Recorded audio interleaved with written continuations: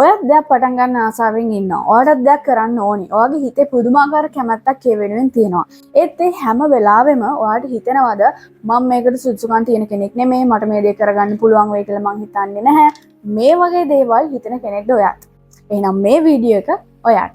මං ඔයාලට මේ කතාව ඉස්සරහට කියන්න කලින් මං කියන්න මගේ ජීවිතේ වෙච්ච දෙයක් ගැන. මම මගේ ජීවිතේ පළවෙනි වතාවට කැමරා එකක් ඉස්සරහා, එකක් නෙමෙයි කැමරාස් ගොඩක් ඉස්සරහා මයික් එකක් අරගෙන ලයිව් ප්‍රෝග්‍රෑම් එකක කතා කරන්න මට ලෑස්ති වෙන්න තිබ්බ තප්පර 10කටත් අඩු කාලයක්. මම දැනගෙන හිටියේ නෑ ඒ දවස් මම කතා කරන්න ඕනි කියලා. නමුත් ඒ අවස්ථාව මට දුන්නම මට ඒකට බෑ කියන්න බැරි නිසා මං ඒ අවස්ථාව අරගෙන තප්පර 10කටත් අඩු කාලෙකදී මයික් එකක් අරගෙන කැමරාස් ගොඩක් ඉස්සරහට ගිහිල්ලා මම මගේ කතාව ඉදිරිපත් කරා. ඉතින් මට හිතා ගන්නත් බැරි වුණා ඒ වෙලාවේ මට කොහෙන්ද මේ වචන ආවේ? මට මේ කොහෙන්ද මේ ආත්ම විශ්වාසය, මේ කොන්ෆිඩන්ස් කියන එක, මේ බය නැතිකම ආවේ කියන එක මටත් හිතා ගන්න බැරි වුණා. ඉතින් මේ කතාවේ ඉතුරු ටික මම අන්තිමට කියන්නම්. හැබැයි ඊට කලින් මම ඔයාලට කියන්න කැමතියි.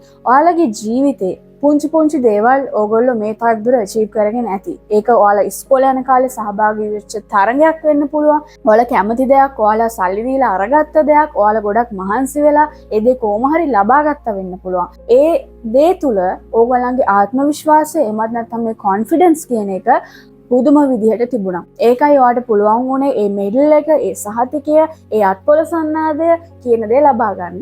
ඉතින් ඒ වගේම තමයි මේ ලංකාවේ කට්ටිය අපි මේ සිංහල කතා කරන ලංකාවේ ඉන්න අය කරන ලොකුම තවත් වැරද්දක් තමයි මේ කොන්ෆිඩන්ස් කියන එක නැතිම වෙලා යන දෙයක් තමයි ඔයා මේ අනිත් අයත් එක්ක ඔයාව කම්පෙයාර් කරන එක ගැන. ඇයි ඔයා අනිත් මිනිස්සුත් එක්ක ඔයාව කම්පෙයාර් කරන්නේ? ඒ අය සෝෂල් මීඩියා වල එහෙමත් නැත්නම් ඔයාගේ ඉස්සරහා ඇවිල්ලා පෙන්වන ජීවිතය එක්ක මේ ගොඩනැගමින් යන දවසින් දවස දේවල් ජීවිතේට ඉගෙන ගන්න ඔයා ඇයි ඔයාගේ ජීවිතේ ඒ අයත් එක්ක කම්පෙයාර් කරන්නේ? මේක තමයි ඔයා කරන තවත් ලොකුම වැරද්දක් වෙන්නේ, මේ කොන්ෆිඩන්ස් එක. එහෙම නැත්නම් මේ ඔයා ගැන තියෙන නිසකකම නැති කරගන්න. ඉතින් මම ඔයාලට කියන්න කැමතියි.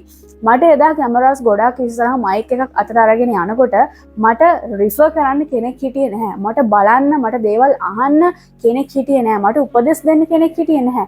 ඒ නමුත් මට තිබ්බ ඒ සීමිත කාලය නිසා මම බය නැතුව ඒ දේ අචීව් කරා. මම බය නැතුව ගිහිල්ලා මගේ ඒ කතාව ඉදිරිපත් කරා. ඉතින් මම හිතන්නේ මම ඒ දේෙන් ඉගෙන ගත්ත දේ තමයි ඔයාලට දෙයක් කරන්න ඕන. ඔයා දෙයක් කරන්න බලාපොරොත්තු වෙමින් ඉන්න ඕන. ඔයා ගැන හිත ඉන්න ඕන. හිතන්න දෙයක් නැහැ. ඊළඟ තප්පර 10-20 ඇතුළත ඔයා ඒ දේ කරන්න පටන් ගත්තොත් ඔයාට හිතා ගන්න බැරි විදිහේ විශ්වාසයක්, ඔයාට හිතා ගන්න බැරි ආත්ම විශ්වාසයක් ඔයාට එනවා. ඒක ෆෝන් කෝල් එකක් වෙන්න පුළුවන්, ඒක ඩොකියුමන්ට් එකක් වෙන්න පුළුවන්, ඔයා නැත්තම් ගිහිල්ලා කතා කරන්න ඕන දෙයක් වෙන්න පුළුවන්, නැත්තම් ඔයාට පාඩම් කරගන්න තියෙන දෙයක් වෙන්න පුළුවන්. ඒ දේ මොකක් වුණත් ඒක කල් දාන්න නැතුව ඊළඟ තප්පර 10 ඇතුළත, ඊළඟ තප්පර 20 ඇතුළත නැත්තම් මේ වීඩියෝ එක බලලා මේ ඇප් එක ක්ලෝස් කරලා දාලා ඔයා ඒ දේ ගිහින් කරන්න පටන් ගන්න.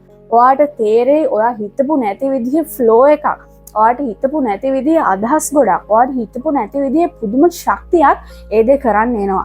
ඉතින් කොන්ෆිඩන්ස් කියන එක හදාගන්න ලොකුම දෙයක් තමයි ඔය අනිත් අයත් එක්ක කම්පෙයාර් කරන්න නැතුව ඔයාගේ ජීවිතය, ඒ වගේම ඔයා පරණ කරපු අචීව්මන්ට් මතක් කරන එක වගේම කරන්න තියෙන දේ ඉක්මනට කරන්න පටන් ගන්න එක. ඔයා ඒ දේ කල් දාන්න, ඔයා ඒ දේ ගැන හිතන්න ගියොත් වෙන්නේ ඔයාට තව තවත් ඔයාගේ තියෙන ආත්ම විශ්වාසය, ඒ වෙනුවෙන් ඔයාගේ තියෙන ඒ වාගේ නිසගකම කියන දේ නැති වෙලා යන එක.